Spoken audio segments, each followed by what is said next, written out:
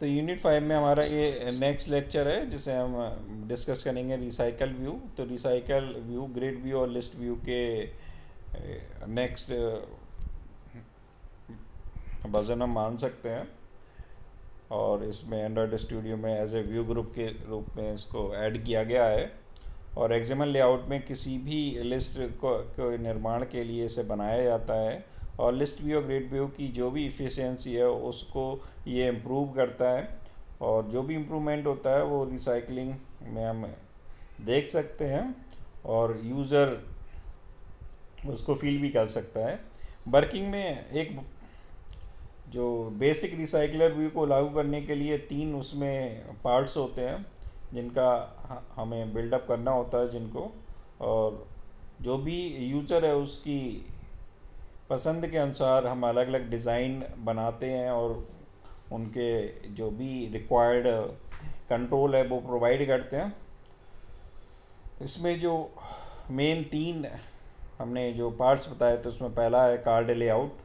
तो card layout एक XML layout है जिसे रिसाइकलर व्यू द्वारा बनाई गई लिस्ट के लिए एक आइटम के रूप में हम यूज़ करते हैं। फिर व्यू होल्डर होता है। व्यू होल्डर एक जावा की क्लास है जो कार्ड लेआउट के जो भी इमेजेस हैं उसको रेफ़र करती है और उसको स्टोर करती है, और ये एक ऑनलाइन डेटाबेस द्वारा डेटा की सूची के द्वारा एक्शन को परफॉर्म करती है।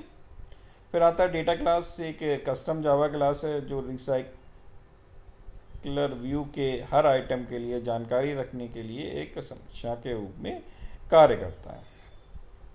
इस ढंग से हमारा ये हमने आउटपुट डिफाइन किया है, ये आप देख सकते हैं। तो ये 3 चीज़ें इसमें कार्ड का लेआउट डिफाइन कर दिया, उसके बाद उसका कंटेंट है इस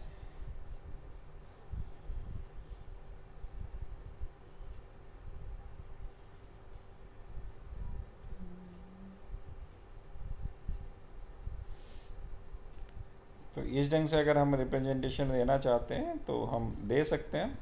एडाप्टर क्या होता है? एडाप्टर यूआई कंपोनेंट्स है, और जो भी हमारा डेटा है उसका सोर्स के बीच एक ब्रिज की तरह बिहेव करता है, और जो हमें यूआई कंपोनेंट में डेटा को सेव करने के लिए मदद करता है। ये डेटा को अपने पास रखता है, यानी कि सेव करता है, और डेटा को एडाप्टर व्यू के पास भी ये सेंड करता है। फिर व्यू एडाप्टर जो है वो व्यू से डेटा लेता है, और लिस्ट व्यू या ग्रिड व्यू या स्पिनर आदि जो भी हम चीज़ें यूज़ कर रहे हैं उन पर उन डेटा के रिस्पेक्टिवली इमेजेस को प्रदर्शित करता है, दिखाता है। और एक सूची ग्रिड में डेटा के लिए हमें एडाप्टर को लागू करने की आवश्यकता है।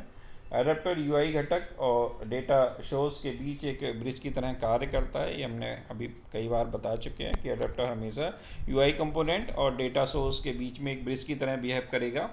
और डेटा सोर्स वह सोर्स है जिसमें हमें डेटा कंटेन करता है रहता है। यूआई जो कंपोनेंट है वो लिस्ट या ग्रिड आइटम है जिसमें हम उस डेटा को रिप्रेजेंट करना चाहते हैं। तो हमारे पास डेटा सोर्स के लिए हम जो है डेटा के लिए डेटा सोर्स का यूज़ कर रहे हैं, और उस डेटा को रिप्रेजेंट करने के लिए यूआई कंपोनेंट में लिस्ट या ग्रिड आइटम का यूज़ कर रहे हैं। इस ढंग से ये रहेगा कि एडाप्टर है, और ये हमारे पास एक्चुअल डेटा इलेक्ट्रिसिटी बोर्ड का, और ये हम इससे मोबाइल पे रिप्रेजेंट करना चाहते हैं। तो ये जो चीज़ होती है ये हमारी एडाप्टर के थ्रू होती है।